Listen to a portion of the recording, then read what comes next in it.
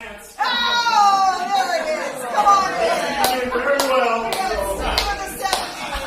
See, That's like on the 70s. There's a theme going on here, see?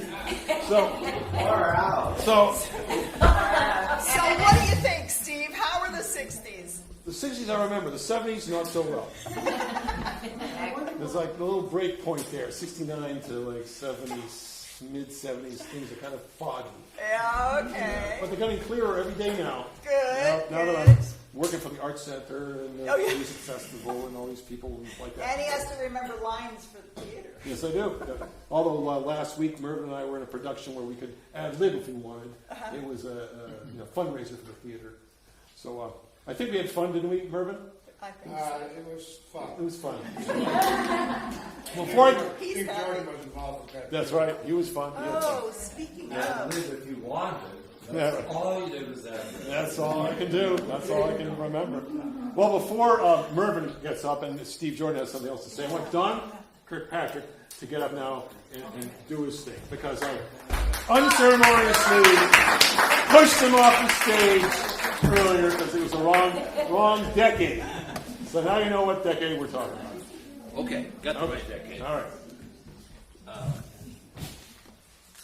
I thought I'd tell you first the story that started when I was first hired, June of 1975.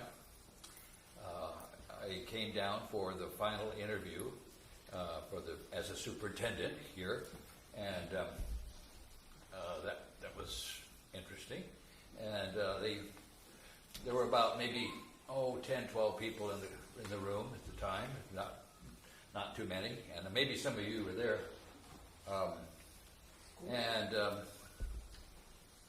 The audience politely clapped, and then I sat down, and then the next person that addressed the school board brought a petition up, and it had 67 signatures on it, and it was to fire the elementary principal. Oh, jeez. And it seems that a little background here, there's a very conservative community and a liberal community, and they didn't always see eye to eye about things. And so the board took one look at it, and they said, well, we don't have a superintendent right now, because Don doesn't start till July. So they said, well, we'll postpone that till the next meeting. Thanks a lot. So anyway, the next meeting came up July, and at the time the school board meetings were at the high school, and it was in the old high school cafeteria, and didn't hold all that many people, but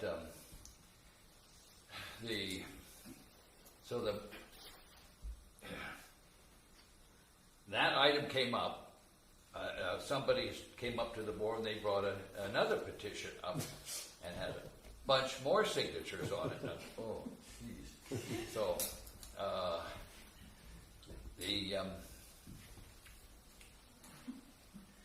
okay, I've got to get this straight here.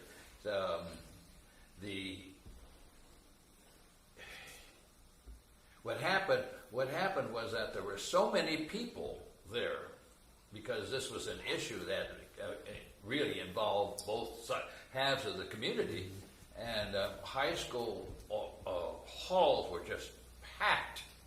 And they said, I can remember now, the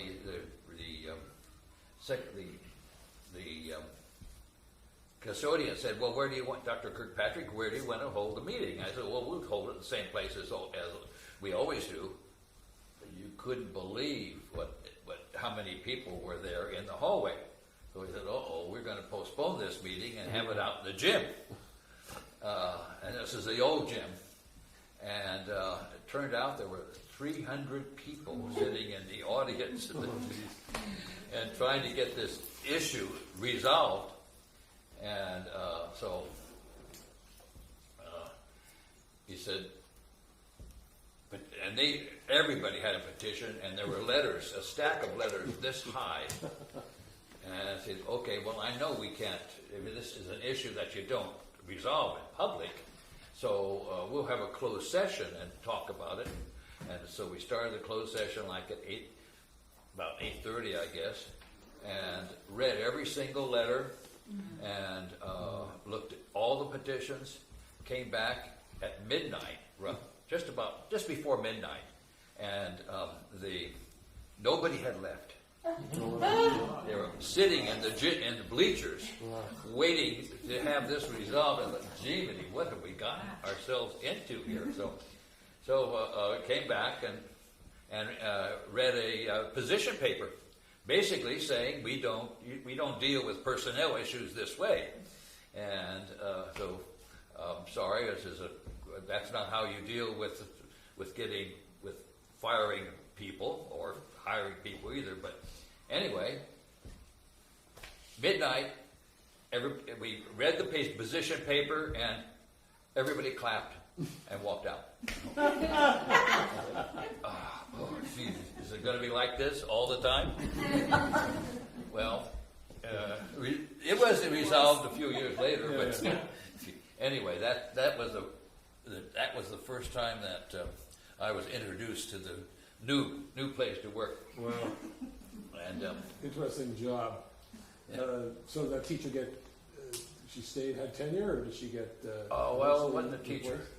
And the principal. Oh, it was the principal. Yeah, I'm sorry. And some of you may have been there. And it didn't get resolved for a whole lot of years until later, for the different reasons. Yes. Was this building still in use when you came here? Okay. The building, actually, the first year I came, it was still being used, but it was condemned by the State Department, so they couldn't, because it didn't meet the Field Act. This room right here was being used, but it was the last year, and they had to get special permission from the State Department, from the Department of School Planning, in order to use the building, and they only gave you 1 year permission. And so I don't remember if it was used once or twice, but the portables were out here. There were about 3 portables here, and this is the second story. And Dave Gross, and as some of you may know, and Bob Krebs were 2 of the teachers that were in the portables out here. And the 7th and 8th grade were still here. The elementary kids had moved up and were in portables at the new site. And so this was the middle school down here. And there was Alma Mendoza was the principal, and she was also teaching, I believe, the other class. But anyway, let's see. I think it was Bob Krebs' room. Yeah, she was. He came in to make an announcement, and Bob Krebs. And this tells you what condition the portables were in. And she came up to make some kind of an announcement, or talk to the class. And she walked in, and they were, how 7th grade kids are. They weren't going to shut up for anything. And Alma walks in. Alma was big, and she walks in, but she expected people to listen to her because she was an old-time teacher, and you pay attention when the old-time teachers are there. So she walked up to the front of the room, and she steps on the floor, and her foot went right through. And she couldn't pull her foot out.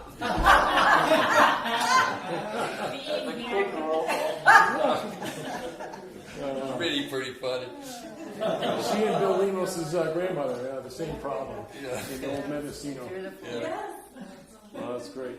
Well, thanks, Don. Those are humorous little anecdotes about the past. Okay, but I wasn't finished. You're not? Well, let me just interject something about high school before you go on. Okay. This is a story of a high school student from Mendocino, actually from 1962. It was the day after Halloween in 1962 when I was called into Principal Bill Larkin's office. It was terrifying to get that summons. The reason was that the night before, This is the day after Halloween now, mind you.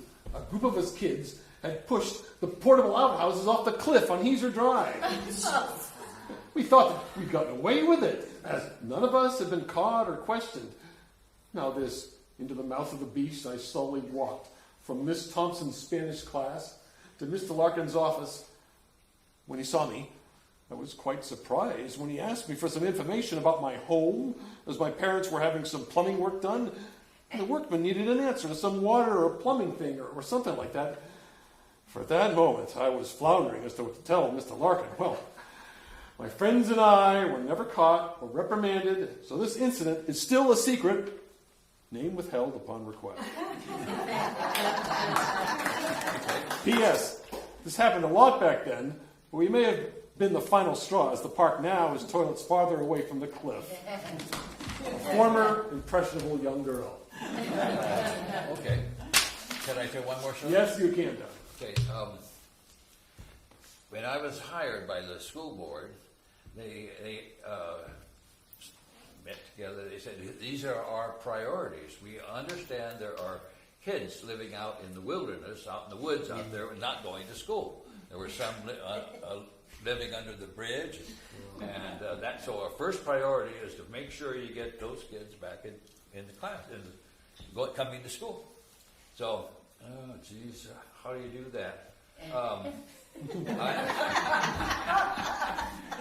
I had a young fellow who was student taught for me over in Davis. I came from Davis, and I was principal of the junior high school there, and he was great. His name was Jeff Fine. Maybe some of you remember him.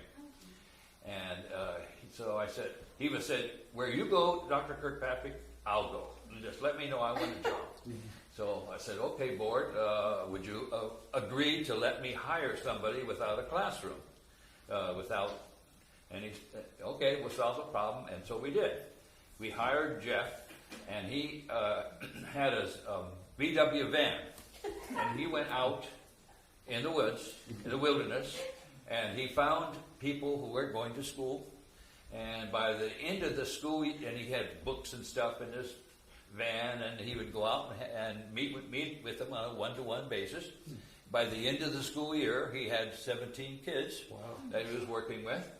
And by the end of summer, there were 30 kids he was working with, roughly.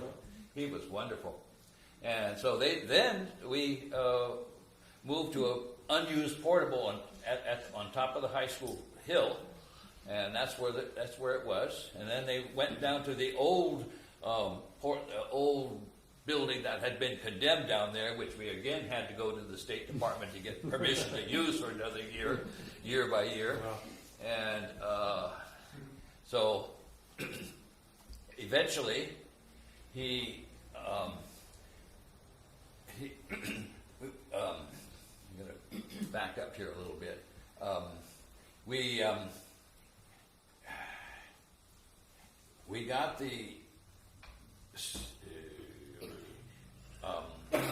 my daughter and a young man were seniors at the high school at the time, and the young man's name was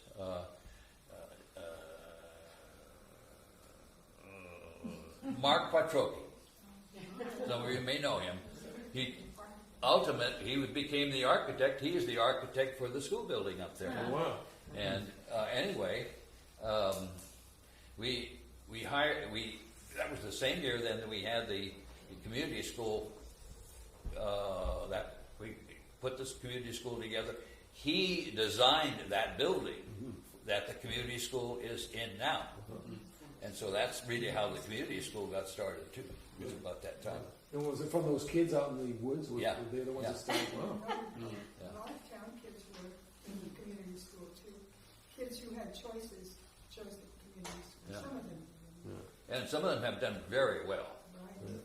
Yeah, and the first couple of years of that community school were really exciting. I mean, they had a lot of people who were volunteered to come in and help, and they had probably five or six different teachers that came in and worked on an aid salary because they just wanted to do it.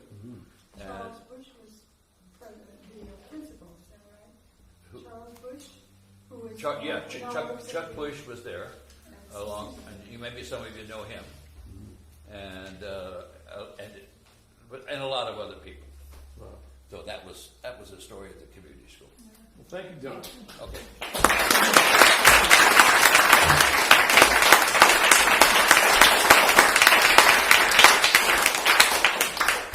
Now I'd like to bring up a funny man, a friend of mine since I've moved here, who wrote a great book. He's got a few copies of it. Mervyn Gilbert.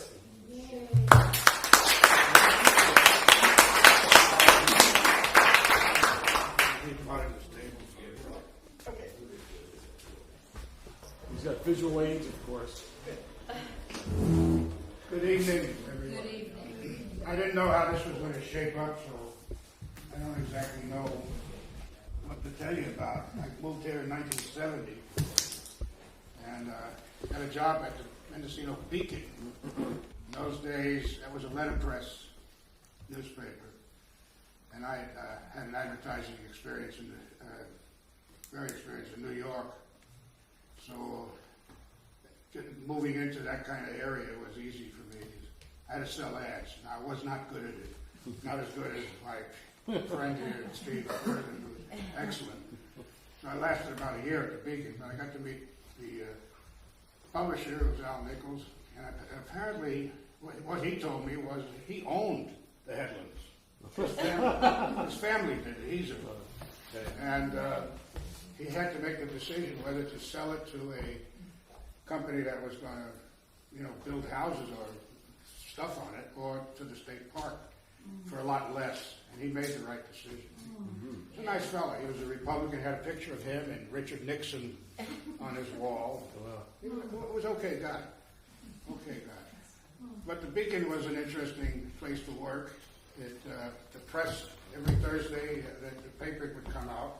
And then Thursday was poster day, and I got a chance to go into the back room, take pieces of maple that were shaped in the shape of letters, and compose headlines and stuff like that. I like doing that. It's a hands-on kind of thing. They don't have that anymore. It's all computerized now. But both papers were separate. The Advocate, as it's called by the old timers, and no, Kamchi was called Kamchat. So you gotta get that. You gotta realize how the old timers said these things. And they were both letterpress papers, and they used to set the advertising rates to two.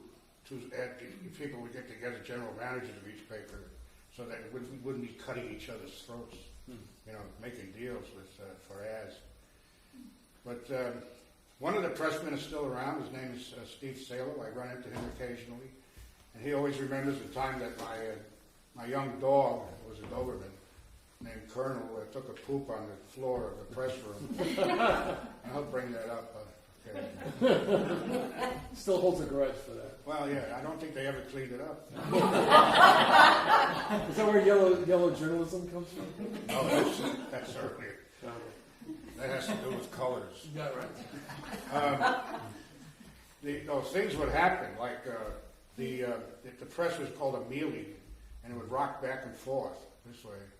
And the chase, which we laid out the paper, which was a full-size paper, double, as big as the Times or something, 2 pages at a time. It was huge. And you'd lock it all up with coins spelled Quoins, and a little ratchet thing, and furniture. And one day Steve picked the thing up and it all went on the floor. Thousands of little pieces of type and things like that. This is called, either type went pi. P-I. You had to put it all back together again. And we always made the edition. We always did it. We had a room full of linotype machines. Hot lead was being shot up through these matrices. These letters would clatter around, and they'd make a line, and you push a button, and the lead would shoot into it, and a slug would come out. Pi it was called. It was 9.18 inch. That's what the press would take. So everything was standardized on that. And even when we had photographs, they were done. They would come in on a block of wood, Pi, so we could lock those up. It was interesting.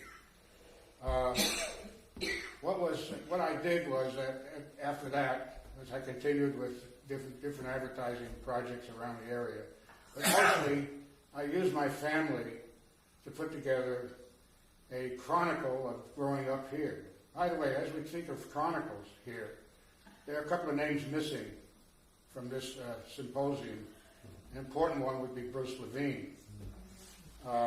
He was a chronicler of this area, and a lot of history books came out. I worked with him on a whole bunch of them. We did a bunch of calendars, we did a whole lot of stuff. And of course, he had something to do with this publication.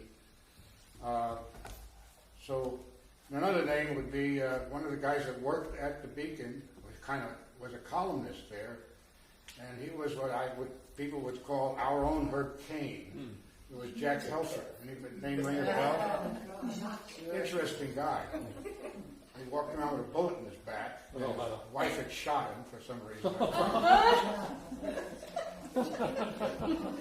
Later on, when he got really ill or something, he waited for her to leave town so he could jump off a cliff.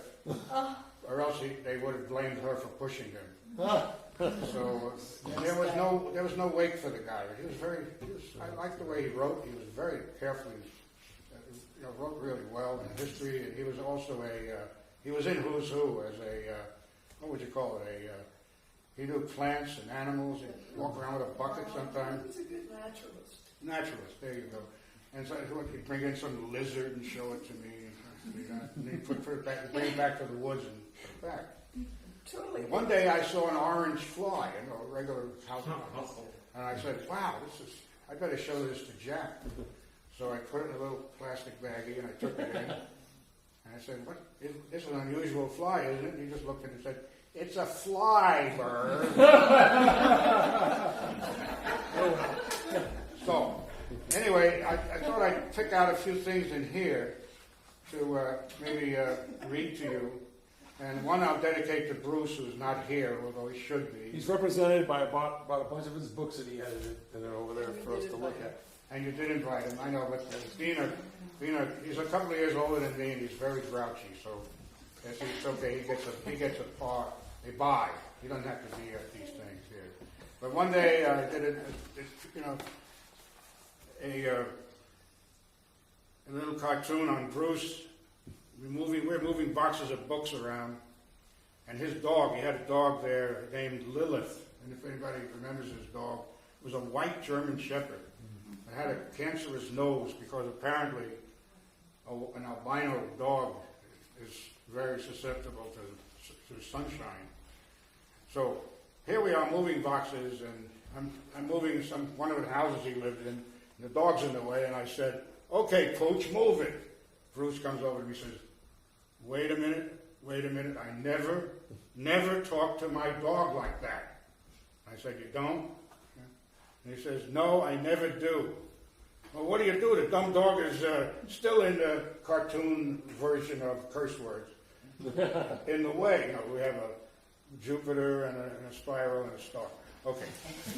And Bruce said, "Well, she's really a very gentle, loving thing, a special breed. The off-white German Shepherd. I've never ever spoken harshly to her. You just address her.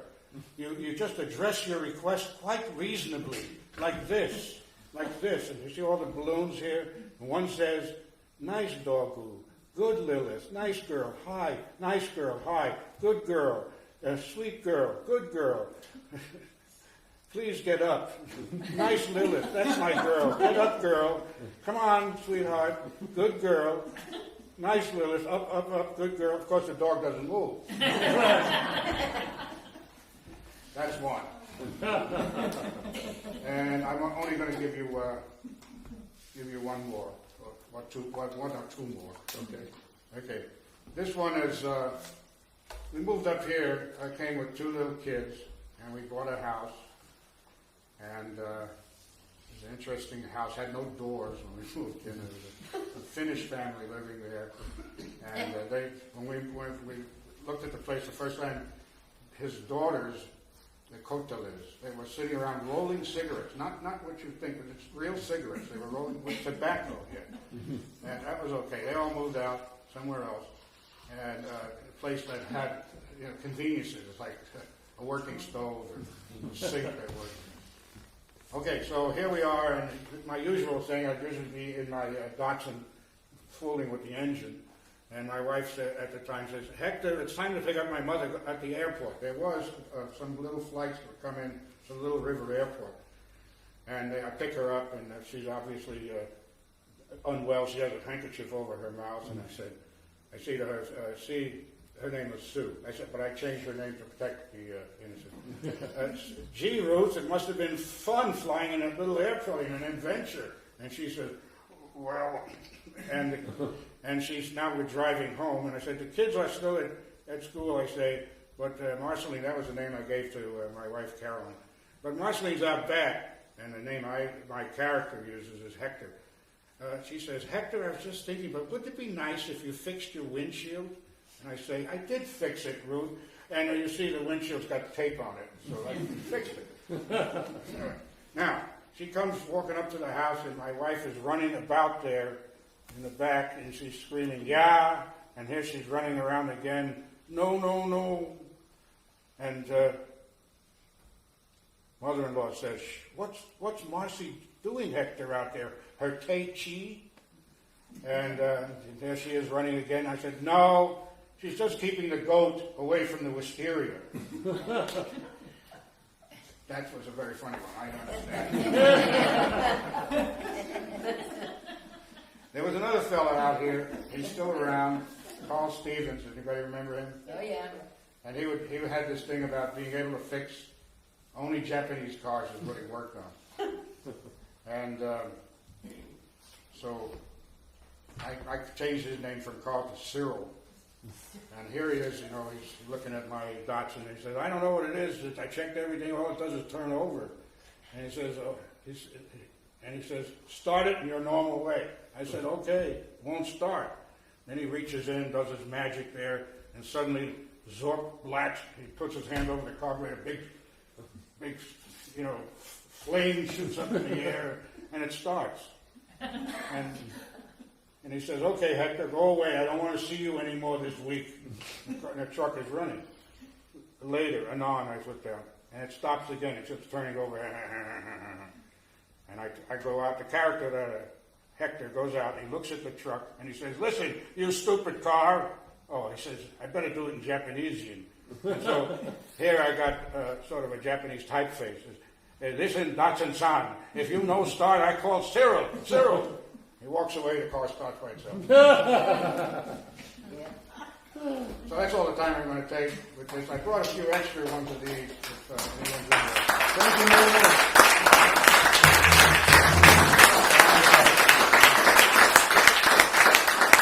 It's $20 for unsigned, and if I sign it, it's $15. I'll take it. We've got colored pens over here, too. So I depending said on what... after, don't go. Steve Jordan, you got a little quickie for us?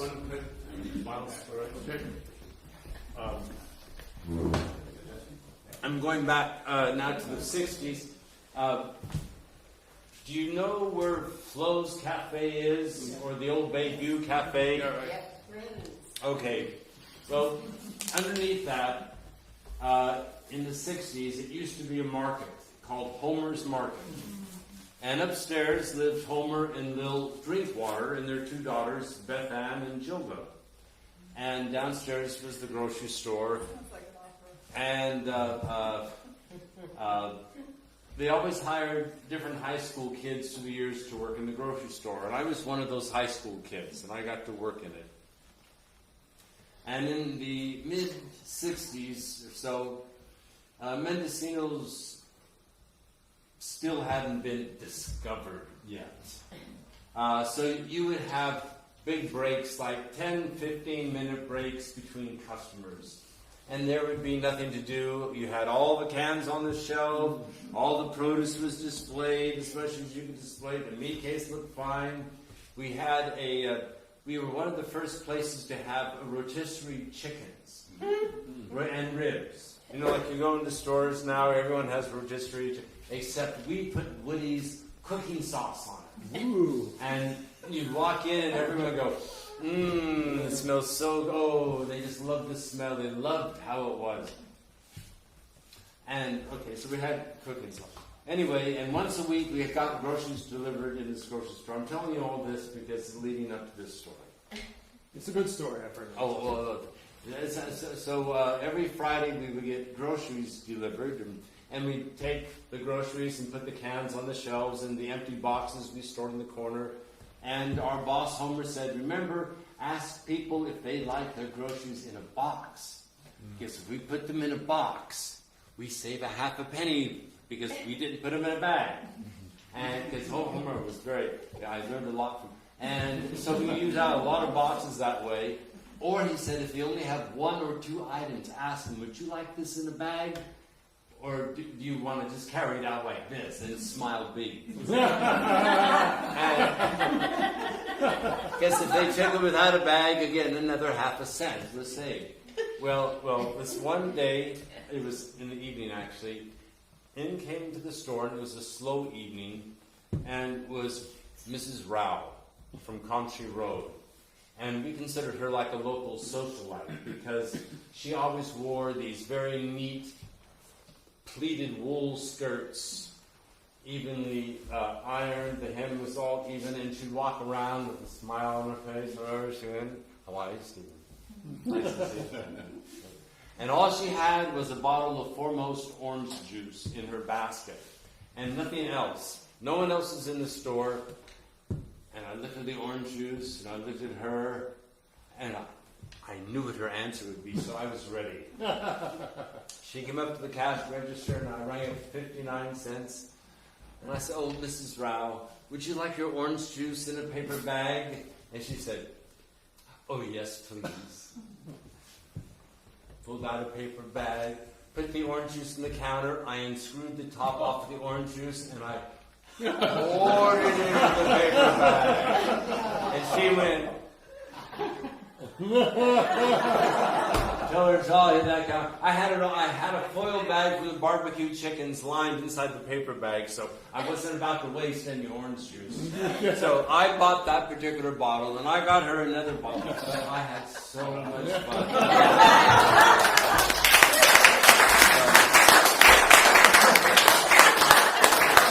That's the kind of fun you could have in those days. Nowadays, you'd probably So much harder. sue or something like that. So, Steve, did you audition for that film? What was it called? Dying Young? No, I already had too many death scenes under my belt for that. So many, no, I didn't. Thank you, Steve.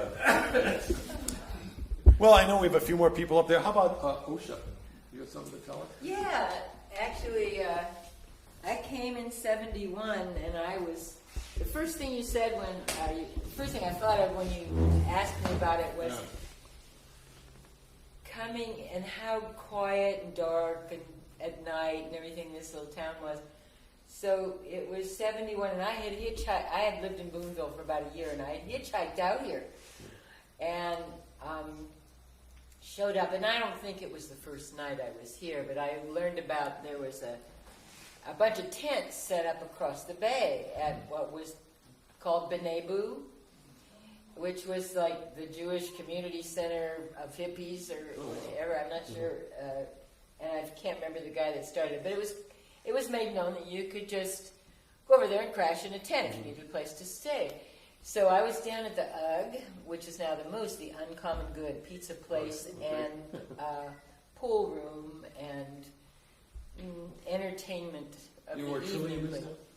No, we're at the down Ukiah Street, where the Moose, Chocolate Moose has been for Oh, years. chocolate.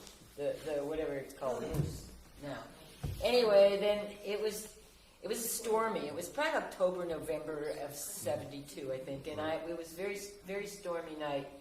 And when I left the place and started walking out here through the storm, across the bridge with my old fur poncho on and sheepskin, and I was like, God, it's such a quiet town. It's just beautiful. The wind was blowing and screaming, and going across the bridge is pretty exciting because there's no windbreak at all.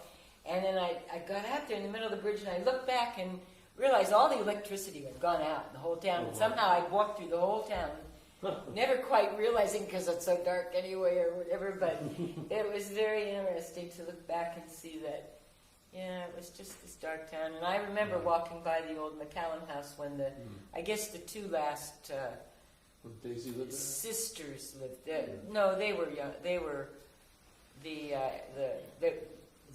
progeny of the McCallum family or whatever. And there was no porch built around the front of it, but it just looked so nicely haunted with one bare light bulb hanging out there. You know, it's just part of the whole ambiance of the thing.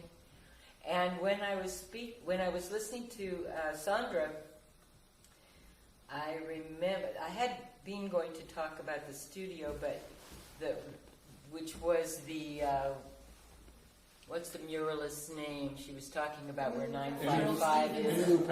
Emmylou Packard's studio. And when I came, it was being rented by Chuck Hathaway as an artist studio. I believe from Emmylou. And she was still alive. But in the evening, his wife and a girlfriend had decided to have a coffee house there. And this were the only two people I knew in town, so I ended up there. And every night there'd be Raven Earlygrove would have some kind of entertainment going on. He'd bring in a band or a musician, and we'd bake chocolate cakes. I learned there that if you bake 2 chocolate cakes, 2 double-layer chocolate cakes, yeah, you might sell half a cake. But if you put all 4 of the cakes on top of each other, it'll all go. It's just an amazing fact or an amazing fact of life. You put that to use over at Corners of the Mouth? I don't bake over but it's a good thing to know somehow, I think. The studio was very great. I used to read, I would do tarot readings in there, and it was a very, very nice little thing going on. And then the other thing that I remembered while Sandra was talking was about the, what the hell? I don't know. She had a lot of stuff to say.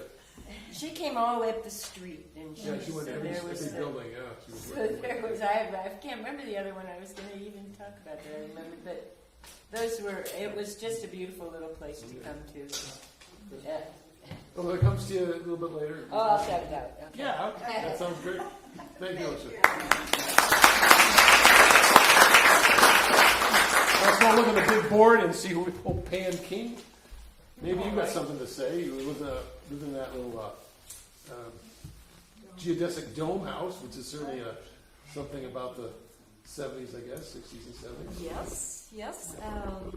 My late husband Charles and I saw the concept of the dome coming out of the sky in Mountain View, and this was going to be a environmental green kind of display. And I said, "Whoa, Buckminster Fuller's concept coming out of the sky." And so I called Chuck, and he was working at Hewlett Packard at that time. And there was something that clicked. He says, "This is it." And it became our home. Wow. So we've been working on it ever since. Yeah. I did lose Chuck in 2008. But I'm continuing to work on it, and it's coming along nicely. I was in with a wave of painters and artists from the 70s, and I knew quite a few.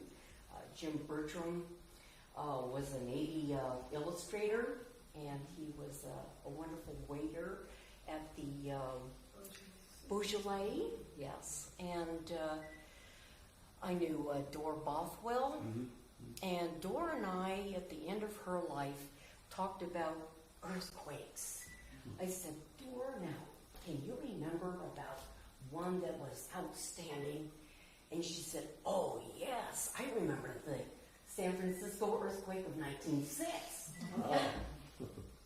1906? She says, "Oh, yes. My carriage went across the room and slammed into the wall, and of course I remembered that." Wow. And she talked about the 1933 quake, and I would counter with 1958 in San Diego, and we just talked back and forth. And I knew Warren Zimmer, and that's Bill Zimmer's father, and just enjoyed all the artists here They are spectacular and world class. So that's about it. And they still are. Right. Yeah. Thank you for that. I remember one little thing. Okay, go ahead. I wanted to talk about at the time, I remember that old hotel, as Sandra described it, and it was just a long, skinny, there were, booths in there, and we'd hang out all day and drink coffee, and then they renovated the whole thing, and I have no idea what year that was, probably not in the 74. 74? Well, it just had a big glass ceiling and a bar, and there was quite a celebration all over town, and I went there to dance, and it was the bar at the hotel, as well as Dick's Place and somewhere else. There were just some parties all around that area, and everybody was dancing. And when I went into the bar room, there was an elderly gentleman who wanted to dance, and so I danced around with him for a while. He was quite, like partner there. He's quite a good dancer, and I enjoyed it. And then when I was finished, the woman Clyde, who's still down, living across from the post office, who worked at the post office, she said to me, "That was awfully nice of you to dance with that elderly gentleman." And I said, "Oh, he was good, dancer, it was no problem." She said, "What is your name?" And I said, "My name's Osha." And she said, 693, my P.O. box number. That's a small town, all right, that's for sure. The small town I grew up in, my father had a 2-digit post office. That's a small town. Yeah. My mom got mail here. She said Sally 9546. So. There you go. Yeah. You remember when your phone numbers were just like 3 digits, maybe, or maybe? We talked with a man about that first phone number that you remember because you were allowed out of the house. Yeah. Because you remember no phone number that around the table. And he said 2 longs and a short. Beep, beep. Wow. Oh yeah, we had party lines. Party lines, Yeah, you had party lines. You had to decide if you wanted to listen. Steve, Yes. there are a couple of ladies here that I'd really like to ask if they could say a couple words or sing right there together. Have we heard from That Pat? Or yeah. have we heard from We have Pat? two seats. We have 2 seats up Yeah, here. why don't you come join us for a minute? Oh, Yeah. yeah, come on.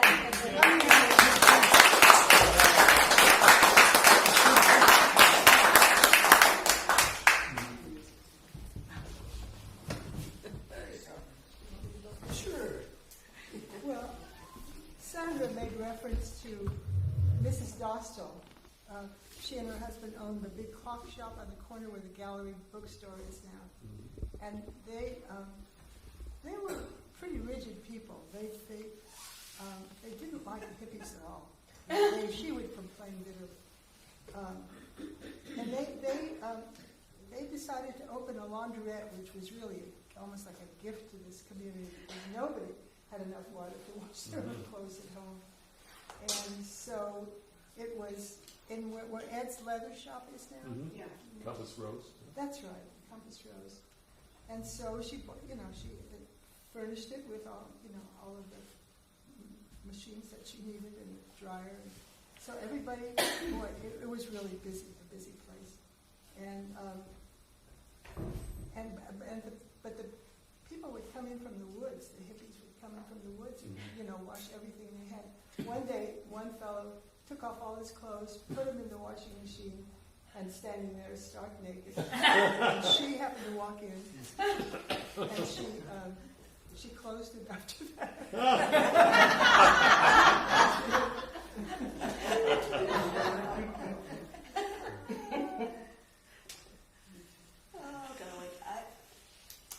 There's so many little pieces that people have dropped out of. Oh yes, I remember that. But one thing we were talking about garbage over the cliffs, but there used to be. I gathered that the Schlafers. Well, this is what I heard. This was all the metal parts. But I used to walk along the beach there, and it was sort of like Glass Beach, and there was all kinds of metal in the cliffs, and you can't see them anymore. I took a lot home, but not all of it. And also you had the story that somebody found a gold piece there. But I keep wondering has the ocean risen that much that it's covered up all those wonderful iron shapes that were rusted. Anyway, so a lot of stuff got dumped over the cliffs, but that was closer to Schlafers. I came up kind of part-time in 72 and then full-time in 74. And Merv, what was the little, you were in construction for a while because you did some work on my house with Mark and Trey. I worked for Mark Levine. Yeah. What was the name of that little company? I remember it in my head. They had a cute name. Mark Levine was also, had a band at the time. Yeah, he had a band. Casper Flat's joke band. Could have been, I don't know. There were no jugs band. There was no jugs in the band. Well, there were just a couple of things that were really important, and one that I was started with when Beth Stebbins and Dorothy Bear started the Kelly House, the historical research, and so all our effort was in getting that Kelly House built and restored, and then the historical board came in, and there's all kinds of things, and so it's very controversial. It was at that time, it still is, I guess. But it did maintain the town. Not quite the chicken coops, but they began to go. But I'm grateful for that, because I think we'd be in a much more changed than you can imagine without the Kelly House and the work of those two amazing women who started researching the history of the various families. The Lemus family were very involved in that too, and all the different families. And so they do have archives now, and we're all history. Those of us in the 70s, and you were in the archive. So if you had anything, you could be there. Because time is passing somehow without my realizing. One of the things the other thing I was really interested in when I came up was music and classical music. And Gordon Black had a classical music station out of, what was it, Fort Bragg Station there. Maybe it was the one up on the Casper there. There's also Alfonso. Yeah, Alfonso had his store where you could buy some classical music. But it was the only classical music on the radio was his program. And so some of us got some And you're still on KZY. You're still on KZYX. I don't know. It was before KZY. Yeah, he's still on there. Now, Oh yeah, he's still on. What Yeah. do I say? Oh yeah, he's still doing it. But way back in the early 70s, he did it out of it was a radio station, I think, up there by the dump. That was KMFB. KMFB, I think it was that. Because there were only two, KDAC and Yeah. Fort Bragg. KDAC. Yeah. And television, the aerial was on top of a pine tree. We got three Yeah, we had antennas for stations. Logbooks, Yeah, that was the antenna. In fact, in 1971, when they were filming Summer of 42, they actually paid townspeople $25 each to please take your TV antenna down for the day so they could film to make it look like it was 1942. That was a big deal, and everyone took it down and went, oh, it was like the old days. This is very exciting. Three stations, I think we could get sort of off that pine tree in Little River.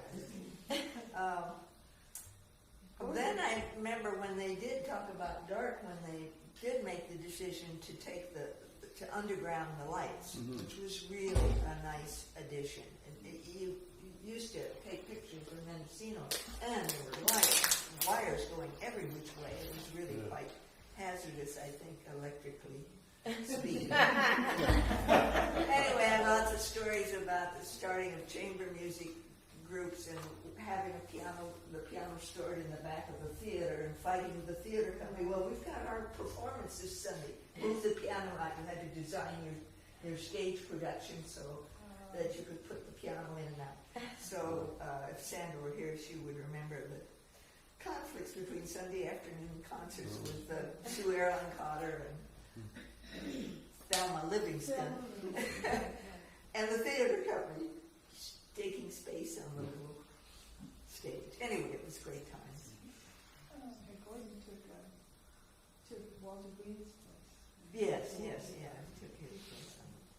So lots of things happened, and then the music festival got started in the end of the 80s, I guess, 89.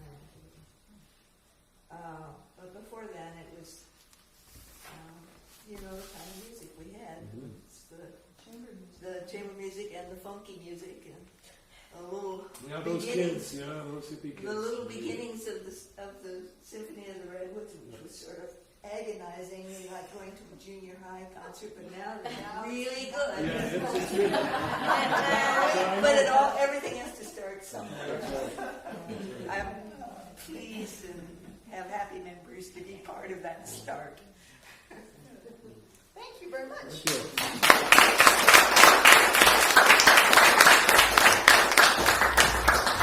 Well, according to our list, I think, let's see, who hasn't spoken yet? I've got, Anybody else? Ocean did her, Pat Scott, That's me. did you, David? Terry? Is that Terry? Who's left? Well, who would like to say something who hasn't spoken? Anybody else have something to say? Oh, we have a couple things. Don has one more thing. Okay. Should we let Dawn up here again? Yeah. I just realized I hadn't told a whole story about some of that. This is kind of cute. But the problem, 1981,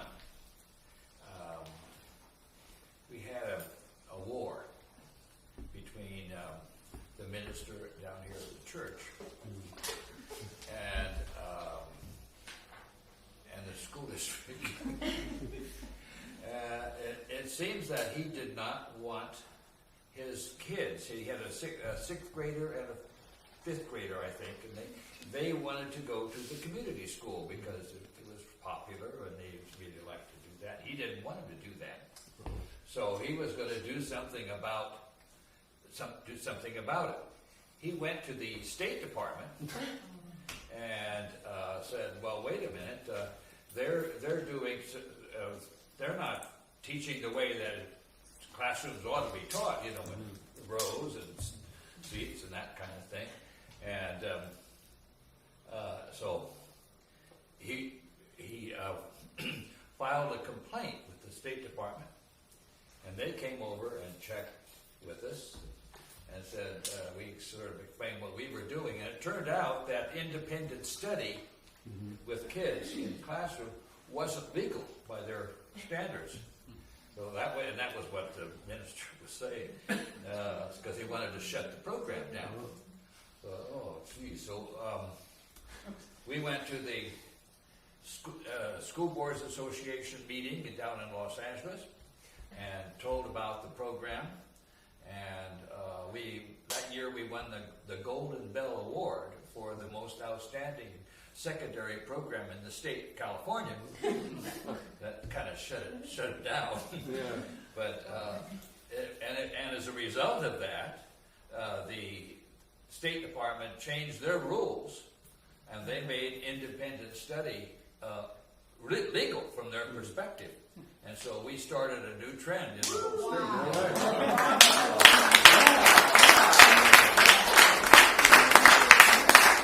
That's Mendocino in the forefront of education. Well, before we go, I've got one little quick story from Barry Cusick, who couldn't be here tonight. And this goes back, remember you talked about that laundromat that closed? This is a story called Grizzly that Barry wrote. He said, "One of the brilliant business moves I made was to buy the laundromat. Bought the business just in the beginning of the Great Drought by 1976, 1978. Business kept increasing as the water kept decreasing. Ultimately, the business went broke because there was no water in our well and no water to be found. During the first years of the drought, until all water was gone, I brought water to the water tower, where it was stored for use by the laundromat. We had the business next door, Wind and Weather, which was located in the water tower building. To haul water, we purchased a 1948 GMC Tonka truck, yellow, and a 1,550-gallon water tank trailer. The truck and trailer was auctioned off by the South Coast Fire District for $551. Bringing the truck home and maintaining it is another story. Every night, after the laundromat closed, I got water from a local source, the high school tank, until they ran out. Big River tributary known as Waterspout Gulch or elsewhere. It took about half an hour to an hour to fill the tank trailer. I would then drive to the water tower and hook up the truck, where it took about an hour to pump the water up to the water tower tank. 3 loads, and I had a full tank for the next day's business. The water was delivered to the tower, 10 at night, 1 and 3 in the morning. 3 loads filled it to the top. I pulled the truck away at dawn before cars started to park there in the morning. And this guy is now in the water, he's in the fire department, so I guess that's where he learned where the water is. During the day, I delivered water to the residences and businesses of the town for 1 penny a gallon. 1,000 gallons was $10 cash. Cash, except for Dick's Place, the local bar on Main Street. I was a regular there. Dick's Place was owned by Pete. Pete was Dick's son. He ran a good straight bar, but being a reformed alcoholic, he did not particularly enjoy his job. It was what he did. Being a regular at Dick's, I was given a charge account. Accounts were kept on torn slips of paper in a cigar box on the south corner of the back bar. If one got paid, and Pete knew you got paid, it was a good idea to throw a 20 at the bar tab. He was a good enough businessman to never want anyone to completely pay off the tab. I kept up pretty well with my chit. He never worried. When I started delivering water to Dick's Place, I told Pete to put the delivery fee of $10 against my chit. Keep in mind, mixed drinks were 50 cents. Soon it turned positive. Quite positive, as I had to deliver water there a few times a week. Additionally, Pete would leave a bottle of gin on the truck running board for me now and again. He knew I picked up water and delivered it to the laundromat 3 times a night, often sleeping in the cab of the truck while the trailer was filling or emptying. The gin kept me company. It was a comfort to have a nice positive account in the cigar box. I could buy a round of drinks now and then for my fellow firemen, and we gambled in the back room on Wednesday nights after the fire meeting. This event, me buying a round of drinks, was an absolute shock to them. A few years later, Pete sold the bar business to the next door neighbor, the Mendocino Hotel.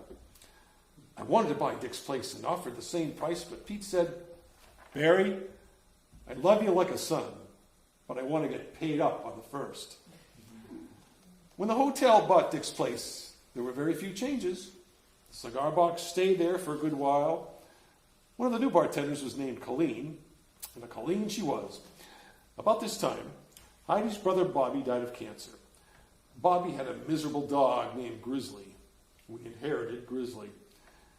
That is the name of the story, Grizzly. Grizzly was an old, black, mangy cocker spaniel that had never seen a shear. The hair was filthy, matted, and smelly. The dog's personality was the same as his hair. He did what he wanted to do, and if you tried to coerce him to do something differently, he'd snarl and then bite you. Snarl, that was his only sound. Needless to say, there was a large population of things living in his matted mane. I never ventured to touch him.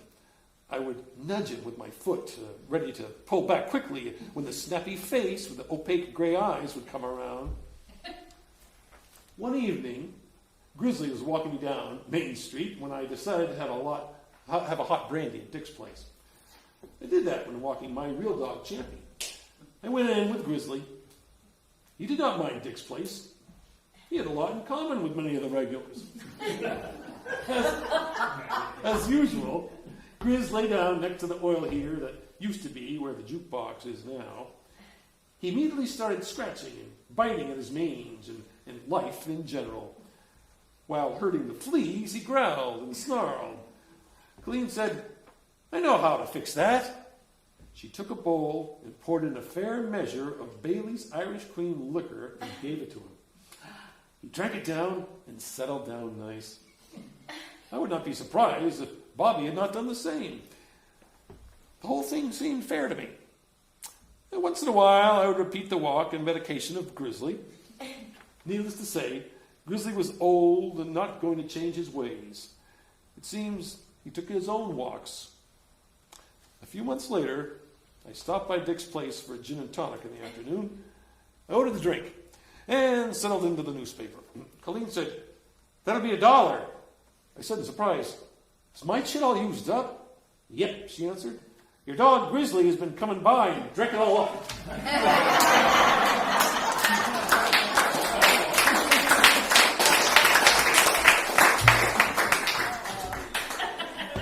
Some of the stories that come out of our town of Mendocino. Well, this has been delightful.